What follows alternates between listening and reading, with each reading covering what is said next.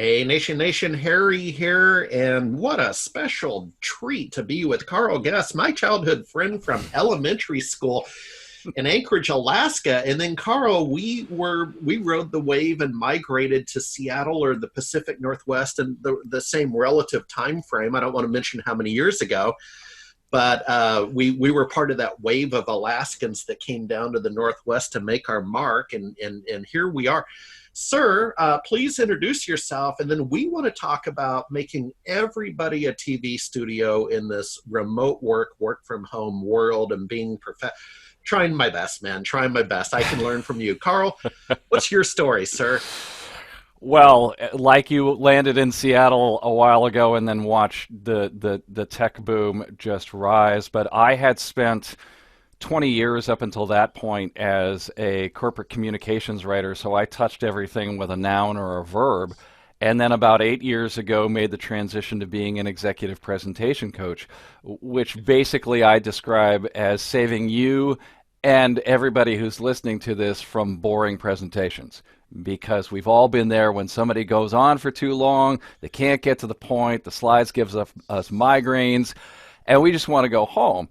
And it's even more important today as all of us are at home, very few of us are in offices, because the bottom line, Harry, is that essentially we've all become a television show. Yep.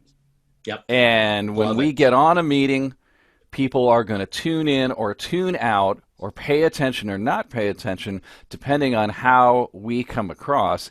And even more so, when they see the next person and they look much better than us, they'll say, wow, well, this person must have something more important to say. The quality of their information must be better because they just look and sound better. Yeah. So what I do is I work with executives at tech companies. I work with their teams on coming across well, getting to the point, being crisp, getting out on time, and giving people something memorable so that they can go on to the next Zoom meeting because their calendar's chock full of them. Yeah. Yeah. Interesting. So, Carl, give us a handful of specific tips on how to become a TV studio and a TV show. Sure. Well, because your audience is a technical audience is perfect because we can talk about infrastructure. And Yes. when you talk about infrastructure, there are really four things that you need to focus on, and in this order. So the first one is simply ditch your wireless connection. And I'll tell you a true story. A friend of mine was on a call. He's a finance guy. A woman was on a panel, and she could not get her connection to work. So they basically said, well, you can just sit here and not say anything. So no one got the benefit of her expertise, and she didn't get any kind of client recruitment, any kind of business impact because she had a wireless connection. And the easiest thing to do is go out, pick up a roll of Ethernet cable. I don't care, 100 foot, 200 foot, run it through your house. But wireless connections are subject to radio waves. 5G doesn't matter. And you get those little, what we call microstorms, microbursts, where everything just kind of goes, Rub, rub, rub, rub, rub. yep. That's radio wave interference. And that's really cheap. For anybody who's listening to this, it's inexpensive to get a 100-foot roll of Cat 5e, Cat 6, and plug it into the back of your router. But you get a connection that's insulated. There's no radio interference. Well, folks, I got those rolls of mini storage. So ping me, and we'll put on the mask and meet you over at mini storage. Carl, I actually want to double click down into that. So Sure. one of my clients from yesteryear when we explored telephony. So this would have been 2005 to about nine, early VoIP days, and there was the phenomena of VoIPisms, and they have just sent me the other day a home studio arrangement. The vendor's called Clear One, and they're out of Provo, Utah, and they're best known for the speaker phones and stuff like that. And they obviously they've done the obvious. They've moved into the home studio, home office, phenomena. And I got it's coming in a couple of packages, but I just got the 2x2 array speaker microphone up here that you would put in the ceiling tiles, and I'm not describing it well, but it's the square and you take a tile out. Carl, they sent really long Cat5 cables. They will only work, well, maybe Cat6, but you get the point, RJ45. Right. They will only work with a direct connection, such as you suggest. So thank you, sir. Oh, yeah. And we can talk more about this further in, but I think that one of the important points to pull out from what you said is that within the next, I would say, 3 months, let's say we've been doing this since the home thing since March. So by December, I think the technology landscape is going to be vastly different in terms of the choices that are there for people, the affordable choices, the kitted choices that you're talking about. I think everybody is looking at kits and how do we make them A, affordable, but B, easy to put together. And that all-in-one design that you're talking about, it's like when you open up that great piece of tech, they've thoughtfully laid it out, they've put everything in there. I think that's where the market is going. We're just all catching up right now. But I think by December, you're going to see a lot of that. Yeah, and I do this kind of geek stuff on the weekend. I'm a weekend warrior now, and I love it. I love it. And in addition to barbecuing, and but the point is, Carl, I pop up on YouTube, and sure enough, Clear One has some little I learned that way, right? YouTubing it and see and do. But, well, hey, let's move on. So you have other dimensions. What's up? Yep, absolutely. So once you've got a wired connection, the second thing that you want to think about is your microphone. You want to think about the audio.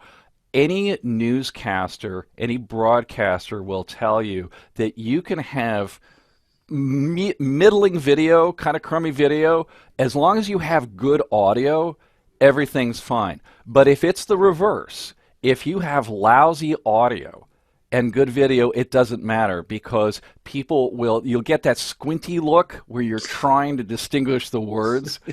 And there are basically 4 kinds of microphones out there. And I don't get paid for mentioning any of them, but I'll just tell you some of the ones that I've seen. There's the classic desktop microphone. So Blue Yeti is probably the one that people have seen. What I have, yeah. There you go. And the basic Blue Yeti is a good desktop microphone. Yep. The only thing you have to be a little bit careful of is if you start doing the hand wavy thing, you can just like wipe the microphone right off the desk, and I've seen it happen. The second kind of mic that you can get is the one that you alluded to, Harry, which is something on a boom that goes over your head and is out of the frame and just sits out of the frame and picks you up. That's completely legit. You can have a lavalier microphone that pins to your shirt. I use a headset microphone. So, and the reason that I do that is that I want the microphone as close to my voice as is possible. And there are pluses and minuses. I would say the 2 biggest things to understand are this. The microphones that are built into our laptops, whether you use a Mac or a PC, they were never designed for good audio fidelity. Yeah. They sound tinny, and you sound less authoritative because of that tinniness. And what I would suggest to people is experiment. Get a microphone, let's say order one on Amazon, get it in, and then do some recording in the room. And what you're really listening for is how the room impacts the sound. If you have a room with high ceilings and hard floors and a lot of hard surfaces, a desktop mic might not be the best thing for you because it's going to pick up all of those bouncing sounds. You can mitigate it if you have the wherewithal, if you want to put up eggshells and baffling in your place, if you can do that. I have carpeted floors and insulated walls in my studio, so it's less of a concern. You may find that just clipping on a lavalier mic is a little bit more comfortable for you. But the point is, test the microphone. Make sure that you really like the sound. And I would say for something around, let's say, $225, you're going to get a good quality microphone, something between 150, which is I think a Blue Yeti price point these days. It's about right. This is a Rode. It's about 2.25. You can go into the thousands if you want to, and there are some really great microphones out there. But if you're building it on a budget, I would say your internet cable is going to cost you about all of $20 from Harry's storage sale, and then you get a good microphone, and you're really halfway home at that point. Yeah, please continue. Sure. Well, once you've got the connection. And by the way, a good measurement, and I know we've all got high-speed internet, but a good measurement is 15 up and 50 down. Okay. If you're, I like to have more than that, but if you don't have enough bandwidth, then buy a little bit more from your provider. It's relatively cheap these days to get more bandwidth. Some people say, well, just tell your kids not to be gaming on the network. If any of you have tried to tell your kids when or when not to game, you understand that that's a failing strategy. So you've got the bandwidth, you've got your microphone. The next thing you want to think about is lighting, because people need to see you, and they need to see you clearly. And there are all sorts of ways that you can light a scene. Ring lights are very popular with YouTubers. There are also classic three-point lighting systems. I know audiovisual professionals who rig stuff on PVC pipe, and they get big lighting baffles up in their ceilings. There are a lot of ways that you can go, but the point is you want to be seen. You want to have a nice backdrop. You've got a really nice bookshelf back there with a lot of the books and publications that you've written. I didn't really have room behind me for a bookshelf, and I didn't really like the gray backdrop that is standard in a lot of photo shoots. My kids said that I looked like I was making hostage videos. So I went with a color that was a little bit more lighter, a little bit more warm. But the whole point is you want to have just a nice set of lighting where you come across as being warm and being clear. And as a optional piece of homework, the folks watching this, just watch TV, and you can tell who's paying attention to their lighting and who is it. Sometimes you'll get that shine right on the forehead right here. Yeah, all right. I've got one side bright, one side dark. So I'm going to take this under advisement. Thank you, because I kind of feel like one of those, art paintings, right? Dark and light. Well, and shading in an office is definitely a thing, and no office was built from scratch, or very few anyway, for doing studios. So one of the things that I did is I actually have two decent-sized windows behind me. I went to the hardware store. I bought some black trash bags and a roll of blue tape, and I just blacked out the windows. And that way I have no light coming in from behind me. So you're not going to see any halo behind my head, from the eastern sun coming up in the morning. Yeah. So that's lighting. So no wireless connection. Get a good mic. Deal with your lighting. And then the last thing that you want to do is get a camera. That's the last thing to focus on. And it can range anywhere from, a simple cost, maybe even the one that came with your laptop, to higher end 6K cameras to... Yep, there you go. 250. In fact, my bad. I should have used it for this interview. Carl, I told you I would learn more than I contributed today, and I had lighting. Probably okay on the sound. Camera. Okay, cool. Continue. Right. Right. And there are all sorts of camera choices, and it really kind of depends on, a couple of things. A, the look you're wanting to get. I've gotten on some calls and people have said immediately, wow, that's like the clearest picture I've seen. It's like, well, yeah, because I've got a DSLR camera on the backside and I've got a good piece of glass on it. And that's the other thing, is that camera lenses, different lenses give you different qualities. The other thing to think about, and this is kind of a DIY that people miss, is sometimes the geometry of your office forces you into a certain space, and that was my case. I could only build this studio in a certain rectangular portion of my office, so that meant the camera could only be in one place. I got a zoom lens on my camera so that I could make sure that I got the shot that I wanted. And if you have just a traditional pancake or fixed focal length lens, the camera is going to be dictating the shot. So those things are a little bit more expensive, but they will get you the shot that you want. We were talking beforehand, kind of what does this look like? Like, what does all this gear look like when it's kitted out? And if you'll indulge me, let me give you a sort of lower cost DIY that works just fine, and then a higher end version Yeah. that is also totally suitable, if that's okay. Yeah.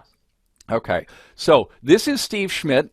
If folks watch CNN, they will know that Steve Schmidt is a political commentator. He ran John McCain's last campaign. Very sharp guy. Oh, yeah. And this is his home studio setup.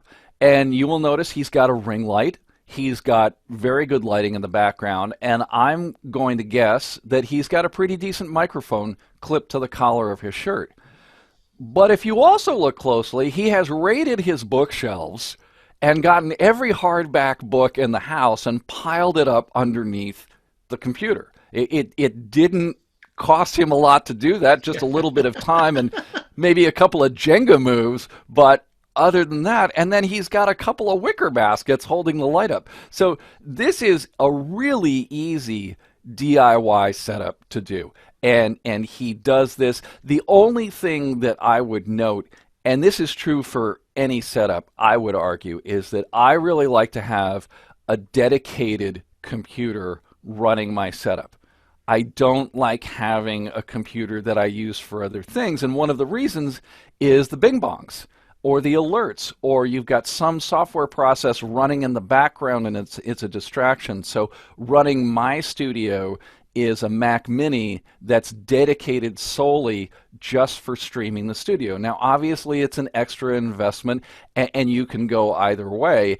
If you go with your own computer, my only piece of advice would be test it out, take a half hour before that call, make sure everything's working, shut down the apps you don't need, because you could get a conflict. It could be that one time that something crashes out. Yeah, and hey, Carl, on the computer front, because we're talking to managed services providers, the SMB Nation membership. So, and again, I'm going to take this under advisement as we head into fall and I weekend warrior. So I have a Lenovo, the little condensed desktop unit from Lenovo. It's gorgeous, right? And it's really powerful. And but it's a desktop unit. Got it sitting off camera. I need to do this because I'm on my laptop right now that has multiple uses. But the Lenovo, I would use the Cat5 cable to connect it over to the Comcast router. B, it would be dedicated. I'd reformat it and it'd be dedicated. And I like what you're saying. The other thing that I found about having a second computer is when we do some post-production editing with Camtasia, that is nice to have on a dedicated computer because it takes a while to render, and it's a RAM hog and a CPU hog. So little geek speak going on there. Yeah, and you know, but it proves the point, which is, and the other thing is just the sociology of who we are as human beings. We've got 5 minutes before that call, and we're rushing. We cut it too short, and then all of a sudden you find that you are doing there's some post-production work that's still running on the computer. And you've got to make a call off of that computer. You've got to host a session off of that computer. What I like about the dedicated setup is that I step over into one part of my office where everything is there. I know how to turn it all on. Everything is where I want it to be. So even if I only have 5 minutes notice to, let's say, get on a call and pitch a client, it's a very simple matter. I don't have to worry about, oh my gosh, my laptop is up in the living room. I got to get a dongle to reconnect things. Oh shoot, there's an update. There's none of that. It's all sitting in one place, and it's all ready to go. Cool. So with that, let me show you what things look like on the other end of things, maybe a little higher end production. This is what my studio looks like from the backside. And what you can see is a classic three-point lighting system. It comes in a lighting kit that I got with poles and the whole 9 yards Wow. to try and max out the lighting to the greatest degree possible. And if you look a little bit more closely, this is what my desk looks like. And now, as you know, there are hardware guys and women, and there are software people. And I tend to be more of a hardware person. I tend to Okay. be more of a dedicated button for the thing. Although I'm going to show you something in a minute that is software that is one of the more exciting developments in production that I've seen recently. But what you can see here is on the far side is this piece of equipment. It's an ATEM mini switcher. It's a production switcher Wow. from Blackmagic. And what that does in the practical effect is I can cut back and forth in a Zoom call between my slides and me speaking without having to do share screen. Yeah. So you don't have to interrupt the flow of the conversation. You just go back and forth. If I wanted to, I could do a crazy picture-in-picture thing over and above and narrate that way. But the ability to just flash back and forth using a production switcher is really a great thing. On the near side, you can get a little flash. I have an iPad Pro that runs all my slides. Again, I'm really about the dedicated device. So all my slides, all the video clips that I use for coaching are loaded into my iPad Pro. That's a Blackmagic 4K camera sitting above my computer screen, HDMI out into the switcher. I could have gone 6K, but the reality is you're only getting 720p these days. Unless you ask special permission from Zoom, you're only getting 720p HD. Yeah. So 6K for me was overkill. My mic runs into the camera, and for the audio video folks who are nodding their heads right now, that's because I want to make sure that my audio and my video are completely synced. So everything streams out of that camera into the switcher, but the audio and video are completely synced. I have a question for you. Sure. Talk about timely. So I have the Blue Yeti mic over here, and my window in my home office is open, and someone has just started, I think, a leaf blower. And I have a joke about every time I'm in Los Angeles and I step outside to make a call, there's always a leaf blower. What is it about LA and leaf blowers, man? I mean, I'm serious. But Carl, are you picking up on that external noise? Because I've had complaints in the past about this field that I look out Yes. onto. So the answer is yes. I can hear that beeping, and Yeah, I that's can something. hear that. Yes. Yeah, and so almost like a vehicle backing up, Yeah. And again, my personal decision to get a headset mic, it sort of feeds that because just I would say 75 feet behind me is where the garbage truck runs in the morning at our house. And so I want to get that mic as close to my mouth as I can. So if there is interference, which none of us can control, the neighbor takes out a hedge trimmer, I want to get the most that I can out of my audio. It's not fail-safe. There may be situations where a little bit squeaks through, but you're right. That's the difficulty with a desktop mic, is it picks up more in the room and the outside. So, Carl, let's bring this in for a landing. So we've talked Sure. about 4 infrastructure dimensions. We talked about the cabling, the microphone, the lighting, and the camera. And my audience, we get that. And my audience will see a twofold opportunity. One is they can do it for themselves, right? That Yes. they want to be professional and solicit clients and manage the business. Number 2, guys and gals, you can turn this into a line of work as an MSP for your clients, right? And setting that up.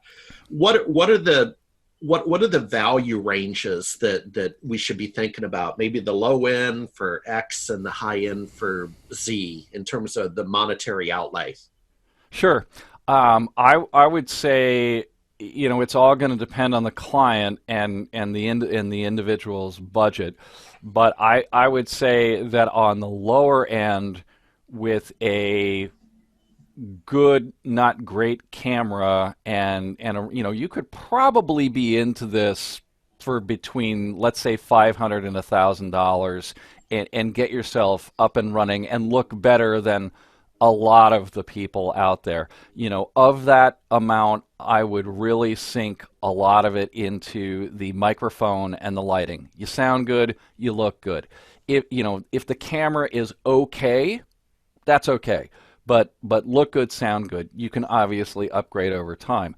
Now, in terms of the higher end stuff, I talk to audio video professionals who consider $5,000 to be the low end for their clients. So when they talk about building kits for executives and delivering things, and it can go all the way up to, let's say, 15. Part of that, however, and this is something for your group, your community to pay attention to, is how things are changing very quickly. And there are a couple of resources, if you don't mind me throwing them out, No, go ahead. that I think would be good for your folks. The first is there is another online community, and of course it's not as good as this one, but it's a community of of audio video professionals. Okay. And Alex Lindsay, who is just tremendous on the audio video side, and I've worked with Alex on a lot of large productions before. They're posted on YouTube. There is a way to sign up and get on these calls. And what they are, Harry, is a daily set of office hours for an hour with probably between now 250 and 300 audio video professionals from around the world. And there are probably 40 people up on a panel that will ask any question. And I asked some of the most basic questions when I was building my studio. And then they'll get into the real nitty-gritty of audio signals or whatever, but then they have special breakout sessions for people who are working in education, for people who are working in 3D modeling, for people who are working in Final Cut Pro. And these sessions are all week long, and there are special breakout sessions. I've done sessions on how to give a good presentation. It's just a really good resource. You can even just watch some of the streaming office hours episodes that are up there to get a sense of what that's like. So that's resource number one. What we're starting to get excited about in our business is this particular piece of software, and it's in beta right now, and it's called It's the most hilarious name for a piece of software I've ever heard of. But basically, it takes a lot of the production capabilities that I have in this kind of switcher and puts it into a piece of software. And if you go on YouTube, look at their video. I've signed up for the beta program. You can do the whole Saturday Night Live Seth Meyers video over the shoulder, and it's all in software. And it's all running from your... And I don't think it's going to be very expensive. And this is where I'm getting excited about what's happening in the industry, because my setup was expensive. It was a lot of connectors and cables and figuring it out. I think it's going to get a lot simpler in the months ahead. Yeah, and you've said it once and you've said it twice in our conversations that if you're going to hold yourself out as what we call a merchant of the trade in the UCC legal area, but if you're going to hold yourself out as an expert, you for darn sure better have a great TV studio, home studio yourself, right? Oh yeah, I mean, if it's the same thing when you took a meeting in person, you took a shower, you cleaned up, you showed up, your materials were organized, and you gave a very good presentation because you're trying to win the deal. It's the same thing with a home studio. You've got to sound good. You can't fuzz and fritz with a wireless connection. Your lighting's got to be good, and because essentially people are putting their trust in you now from 1,000 miles away because we're all in our studios. Yeah. Yeah, no, very cool. Well, Carl, we're going to circle back to you next quarter because I think this can be an ongoing conversation because it's evolving. So, folks, if you like these conversations, give us a like down below in the YouTube stream and leave any questions or comments. And if you want to email me, so most of you know how to reach me at harryb@smbnation.com. I've got a very simple spreadsheet that I developed with the car guru Kevin Hunter out of Southwest Washington, YouTube rock star with a serious theater and studio. But the point is, he helped me get launched by putting together just a very basic list of what to buy. I think I came in for around $500, maybe a little bit more, but happy to send that to you if you email me at harryb@smbnation.com. Well, sir, you have given far more value than I appreciate it. I'm going to go reformat my dedicated. I'm going to get this guy working again and up my game is we head into the second. Clearly, we're already in the second half of 2020, but folks, time to get real. So, Carl, thank you very much. Any final words of encouragement before we go? Well, it's all doable. And just remember that you are a TV show now, so you have to think with that mindset. If people have follow-up questions for me, they can drop me a note. I'm at carl@elevatorspeech.com. If you go to our website, by the way, we've got about a dozen different tips and tricks on how to become a more effective presenter. They're completely free. You don't have to register for them. Take advantage of them, because I have plenty of people who are struggling to present, and I got to go take care of them. Yeah, absolutely. I'll let you run. Thank you, Carl. All right. Thank you, Harry.